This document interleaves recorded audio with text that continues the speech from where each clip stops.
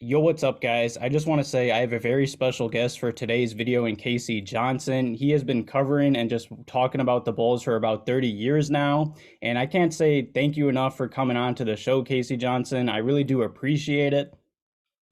Well, I appreciate you having me. Thank you for the intro. And yeah, it just means I'm old if I've been doing this for that long. So, Oh, come on, man. All right, so let's just jump right into it. And I just want to ask, so how has the journey been, talking about the Bulls, covering the Bulls for about 30 years now? And at what age did you know you wanted to like cover the Bulls or just work in sports in general? yeah, so I'm really fortunate in the sense that I identified this as what I want to do when I was in high school. I went to Evanston Township High School here in the north suburbs of Chicago. I live in the city now.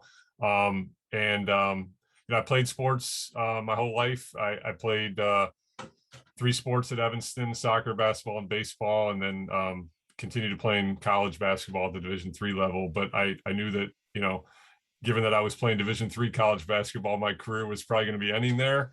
And I knew I loved to write, so I kind of combined those two. I feel really fortunate because I grew up reading the Tribune, Chicago Tribune, and identified that as an opportunity of something that I wanted to do, kind of staying around the NBA, working for my hometown newspaper, and feel very fortunate it worked out for as many years as it did before I made the jump a couple of years ago to NBC Sports Chicago, where I'm very, very happy to be working now. Yeah, congrats, man. I mean, this is like your dream job, right?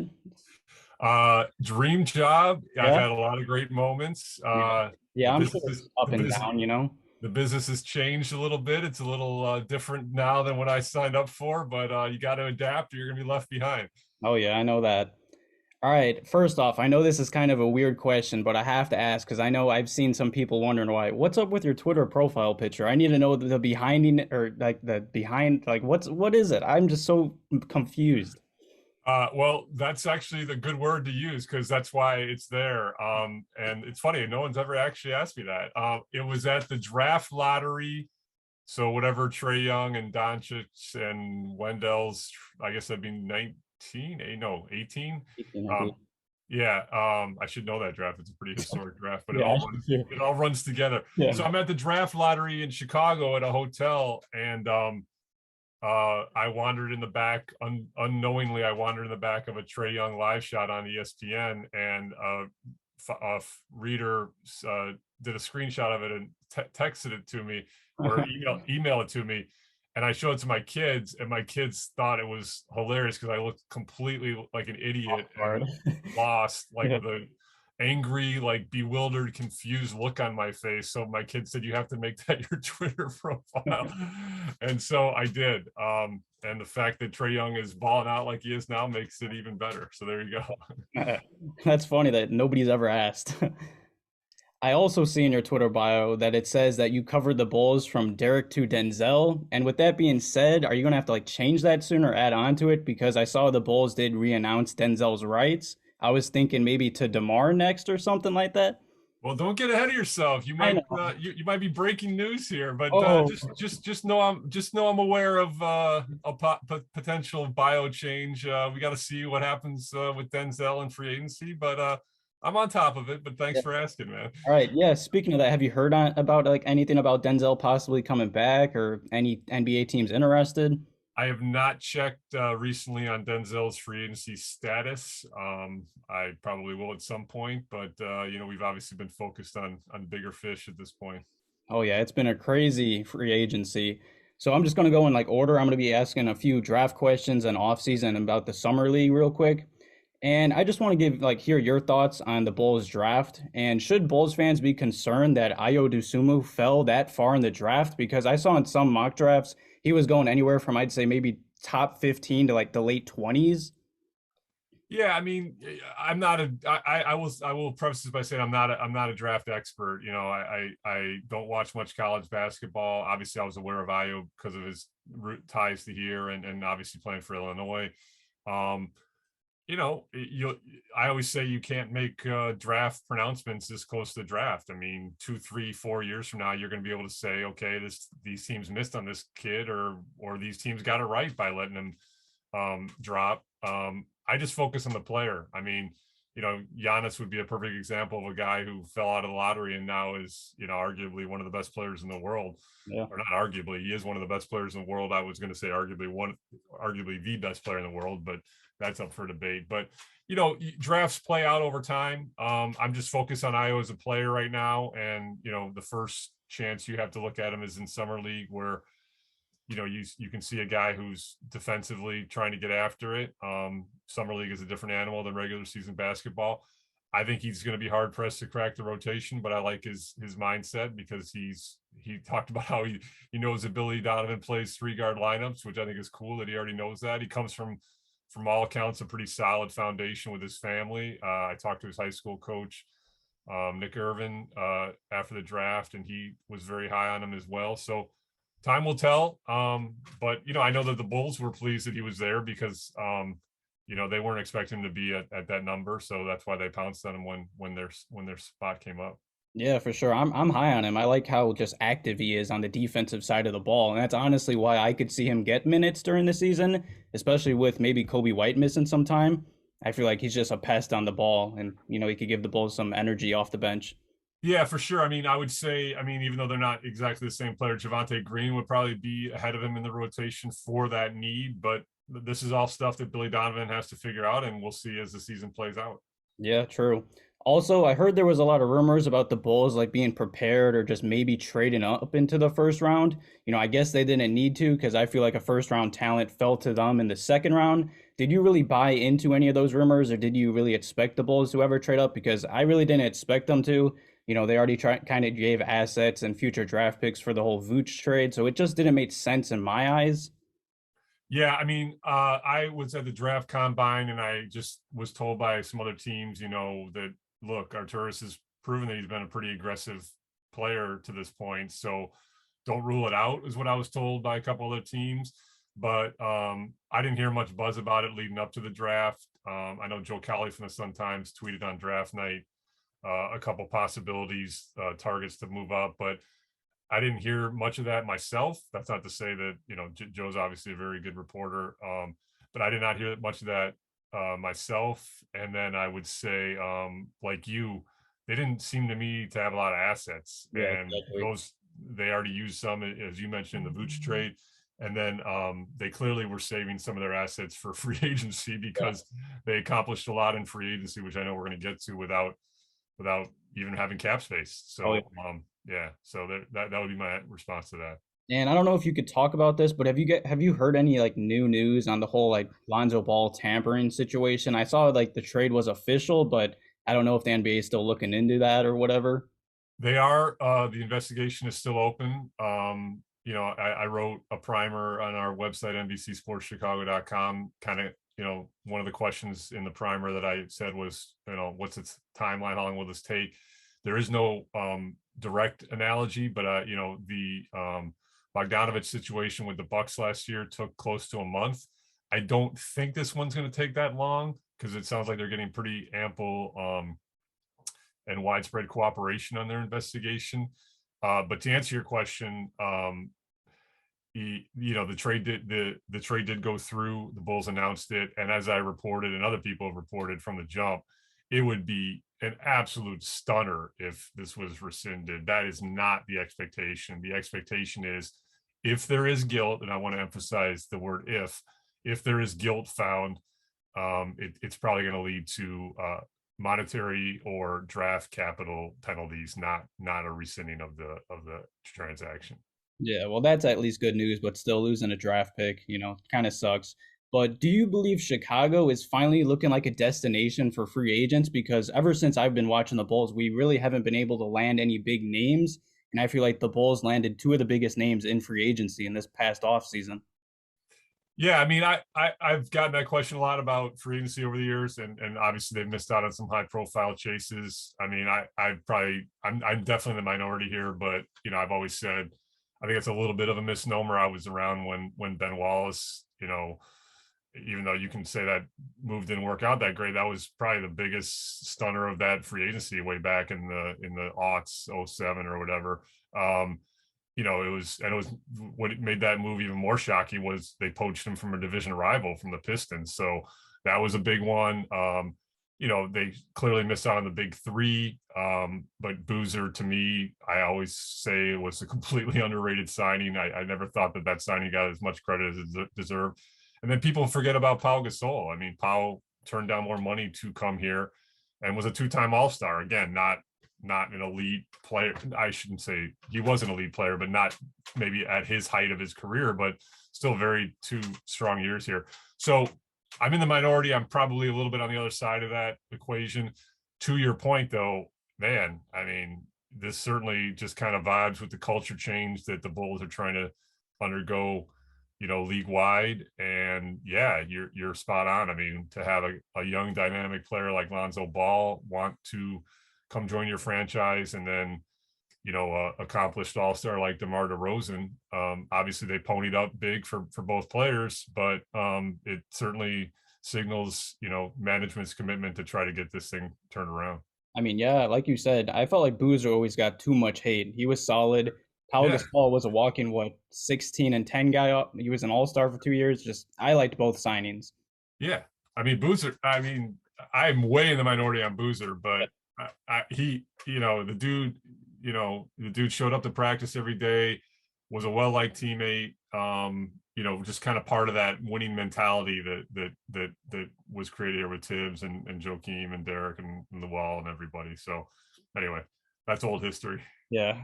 Were you like shocked by the DeMar sign and trade? Because I was at work when that happened, and like I kind of expected Alonzo Ball signing to happen, but the whole DeMar signing, I just felt like that was a dream scenario. And then when it finally came out, I was very excited.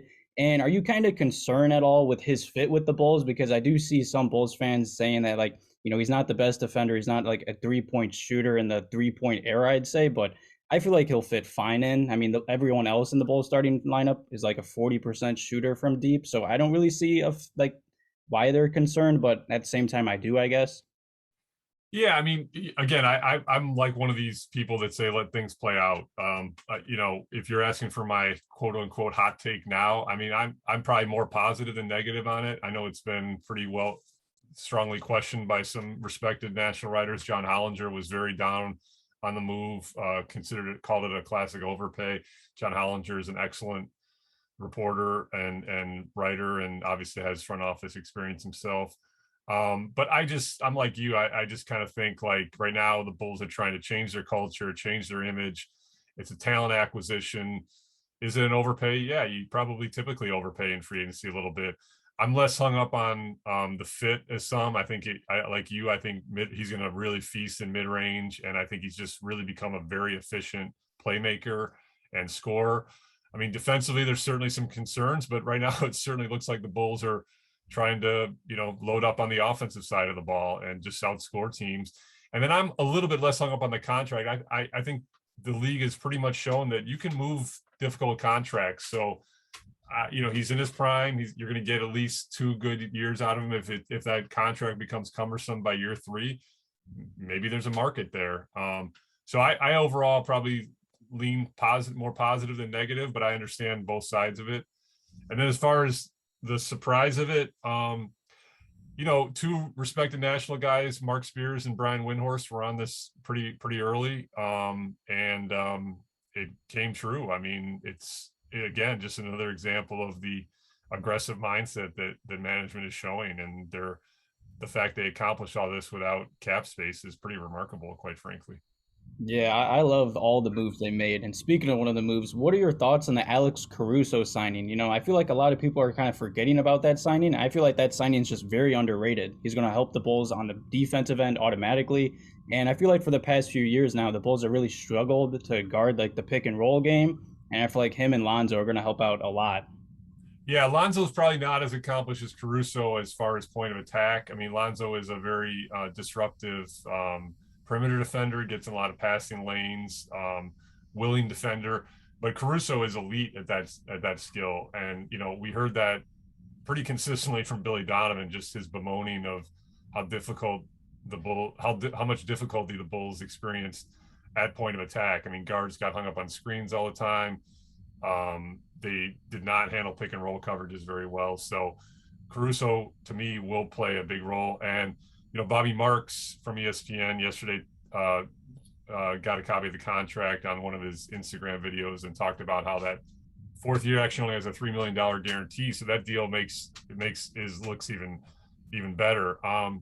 The Bulls. I tweeted this the night of the Caruso signing and wrote a little bit about it on our website. The Bulls were in on Derrick Rose.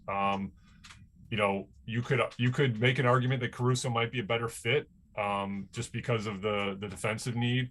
But man, Derrick here would have been something.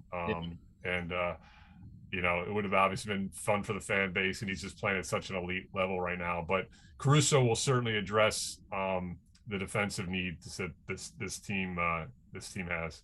Yeah, I mean, Derrick Rose was the whole reason I became a Bulls fan. So Chicago would have went crazy. I already know that. And my next question, speaking of Roses, I heard there were some rumors about the Bulls, being interested in Rose. I feel like Rose was their plan A, and then since they missed out on him or he chose New York over Chicago, was Caruso the Bulls plan B? I saw something on Twitter about that. And I was just kind of interested. Well, I would just say this. I mean, free agency is an incredibly fluid game of musical chairs. So, management teams are juggling multiple balls, talking to multiple representatives. It's funny, actually, Caruso and Rose are represented by the same agency, so they might have had some intel there. You know, I don't know about plan A, plan B. I know they're talking to both guys, right? And the music stops, and Caruso was sitting on the Bulls chair. I mean, it's clear that Derrick got a lot more money from New York than he would have got with the Bulls. I wrote that if the money had come down a little bit, it would have been interesting to see what Derrick's decision would have been, because I know for a fact that playing in this city and what this city means to him still is very important to him. But this is all revisionist history. They've got Caruso, and like we were talking about, I think Caruso can certainly help them defensively. Yeah, and we kind of touched on this question earlier, but do you expect Billy Donovan to run a lot of three-guard lineups, with the Bulls' new pickups of Lonzo, Caruso, maybe Dosunmu, Coby White's injury and such? Because I know Billy loved the three-guard lineup when he coached Oklahoma City a few years back. Yeah, it depends on what you call DeRozan. I mean, some people call him, he's a prototypical wing. I mean, he's probably more of a forward, but I mean, he's a guard forward. So I mean, if you're talking that, they're going to be playing a lot of three-guard lineups. If you call him strictly a forward, I don't know. I mean, I think there'll be times that they do that, especially when Coby gets back. Again, I personally see Io rotational minutes as a long shot, but I've been wrong many times before. I can see Caruso, LaVine, and White playing some together. I mean, they've got a lot of options, but they also need to address the front court still a little bit. They're a little thin up there. I do like the Tony Bradley signing, just a solid, versatile player. But yeah, they've changed this roster a little bit from last season. Oh yeah, I really like the Tony Bradley signing as well. I feel like that was underrated as well. He's just gonna block shots, play defense, and just dunk pretty much. I feel like he's just gonna play that Daniel Gafford role, kind of. And yeah, I don't think he's quite as athletic as Gafford is, or as explosively athletic, I should say. But he's just a solid player, and his rebounding per minute numbers are fantastic. So very, very solid value backup signing for sure. Yeah, and the Bulls got him on a minimum deal. You can't Yep. beat. Yep. And do you like what the Bulls are doing? Because I love this offseason. I also feel like they've kind of made like this a two-chance thing. They have like an older core, I feel like, with like DeMar, Vooch, and Zach. And say that doesn't work out, they have like a younger core of LaVine, Lonzo, and like maybe Patrick Williams, maybe throw Coby White in there. Yeah, you can certainly see in terms of roster construction that kind of two-pronged attack for sure. You need to have a second wave, so to speak. So it's an interesting roster construction. But I agree that they've had a pretty solid offseason on paper. But at this point, we all lauded the Vucevic trade when it happened, and then they didn't even make the play-in tournament. So now obviously you need to see the results on the court, and this isn't just me. The Bulls know this. I mean, Arturis would say the same thing. Billy Donovan would say the same thing. All the players say the same thing. You got to go out and do it now. You have talent. The East is very strong. I mean, to me, this is still, a long shot to crack that top four. But that's why they play the games. We'll have to see how it plays out on the court. Yeah, the East is looking really loaded now. Everyone used to say the weak East, but now it's looking deadly, honestly. Yeah. And With the Bulls adding, I'd say 4 guards in this offseason, could you see the Bulls maybe shop or trade Coby White in the near future? You know, I don't have an answer to that question, but I will say that that has been one of the more slightly puzzling. Puzzling might be too strong a word. Intriguing byproducts of this offseason, because from my seat, you can say Coby White's not a point guard. The dude still had a good season last year and is on a rookie contract and is a willing worker and is a team first guy. And right now, he definitely seems to kind of not be on the outside looking in, but you know, they've added a lot of high profile guards, as you mentioned. So I don't have a great answer as to how management feels about him. I've always felt like players on rookie contracts are incredibly valuable, especially when they're as productive as Coby is. I know he's got the injury, but yeah, at some point he's going to be up for an extension, and it'll be interesting to see how committed this regime is him, because as we all know, that's not their pick, and they're down to two guys plus a cap hold of Lauri Markkanen of guys they inherited. I mean, that's all that's left. Coby, Zach, and Lauri's situation. Yeah. That's all. Other than that, this new regime has completely flipped the roster. So I'm a little surprised, but we'll see how it plays out. Particularly as he moves closer to needing an extension on his rookie deal. Yeah, I always liked Coby. I felt like he played very solid if he was coming off the bench or starting, especially the end last season. I really liked how him and LaVine were meshing and just playing together on the floor. Yeah, I it's weird because like I feel like so much was made about how Coby's not a point guard that it almost like the narrative went too strong about negative. It's like if you look at his numbers, he still had a good season, and he especially thrived once Vucevic arrived because he was placed in more catch and shoot situations, a little bit less decision making responsibilities on his plate. To me, he's still a very valuable piece of your rotation. Dude can get hot in a hurry, as we all know. So yeah, we'll see what kind of role he has this coming season. I mean, like I said, Billy's got a lot of rotational options for sure. Yeah, for sure. I expect him to be like a six man, kind of play that Ben Gordon role. Like you said, he gets hot quick. He's a walking bucket when he's hot. Yeah. And speaking of like Lauri Markkanen just a little bit ago, what have you heard about his whole situation? Have you heard anything new? I mean, I've seen all the rumors about like Dallas, Oklahoma City being interested, but I feel like at this point it's just kind of getting weird, because he said he wants a fresh start, and the Bulls and him are just kind of, I don't know, sitting there. It's just kind of weird right now. Well, I mean, this is again, free agency is a game of musical chairs, right? And when you add the word restricted in front of that, it makes it even more a game of musical chairs. And the music has stopped, and Lauri does not have many options right now. I mean, I have not heard Oklahoma City, and they're actually the only team left with cap space, and I'd be stunned if they use cap space on Lauri Markkanen. So to me at this point, the Bulls are, it's pretty clear they're playing hardball. You know, if he this is what restricted free agency is. You have to go out and either get an offer sheet with a team with cap space, which isn't happening because there's nobody with cap space anymore. Now you need the Bulls' cooperation with a sign and trade if a team without cap space wants Lauri's services. So now it's on the Bulls are kind of in the driver's seat here because they can the Lauri's camp needs the Bulls' cooperation to orchestrate a sign and trade with a team that is capped out, like one of these teams that you've mentioned. So, the qualifying offer is still sitting out there. Lauri shot 40% from three last year. If he's coming off your bench at $9 million as a 7-footer shooting 40% from three, that's a huge win from the Bulls. The question is, Lauri's always been an incredibly professional guy, team first guy. The question is, how do you get to that point if that's how it plays out? Because it's clear he's made it clear he wants a start somewhere else. He's been very consistent with that.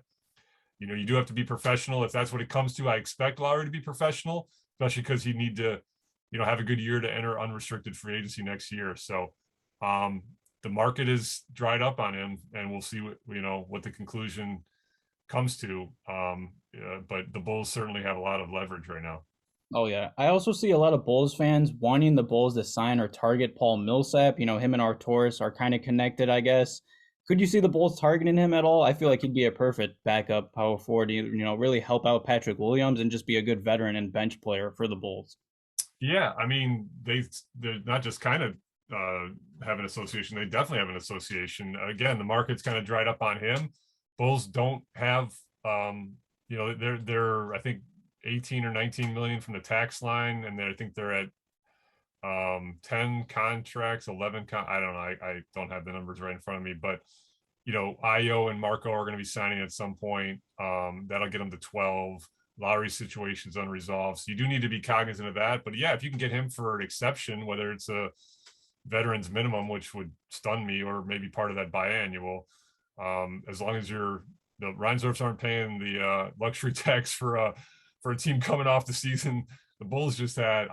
I shouldn't say that for sure. I'd be surprised if the Reinsdorfs did that. They've only paid the luxury tax, one time in franchise history. So the tax line would be one thing to keep in mind with that. But if you can get Millsap on your terms, heck yeah, he's a great player and a great mentor. Yeah, for sure. And which players have really impressed you in summer league? I've mostly been focused on Marko because I hadn't seen him play at all. And to me, especially if Lauri is gone, he's going to be playing some important rotational minutes. I mean, Patrick being in this role where he's being more aggressive and kind of being the number one option, that's been fun to watch. And I thought, played very well. Obviously, I've been watching Io a little bit and had my eyes on him, and same with Devin Dotson. But the one I'm mostly focused on is Marko. And I got to be honest, he's more physical than I thought he would be, and he's a little bit more filled out than I thought he was going to be. And you can just tell he knows how to play the game. Again, summer league is a different animal than NBA regular season, so I'm not making any grand pronouncements or jumping any huge conclusions here. But just from what I've seen at this level, he has handled the game, and you can just see a skill level and a physicality to him that I think can translate as you move into the regular season. I mean, obviously he'll experience growing pains and bumps and bruises, but he certainly looks like an NBA player to me. Yeah, I agree. I like you said, I haven't watched him much overseas, but when I saw him, he sets good screens. He was really active on the board. I don't know. I was really surprised to see that. He played very efficient. Like you said, he just knows how to play the game. I expect him to get a few minutes off the Bulls bench. I'm really excited to see him play in the NBA as well. Yeah, we'll see how it plays out. All right, well, that's all the questions I got for you, Casey Johnson. I just want to say thank you again for coming on, and thank you again for your time. I really do appreciate it. Hopefully this season's a lot of fun. I'm expecting a lot of fun. I did not expect this crazy of an off season, and I hope we can do this again sometime. All right, appreciate you having me on. Thanks a lot. Yeah, thank you. You have a good one.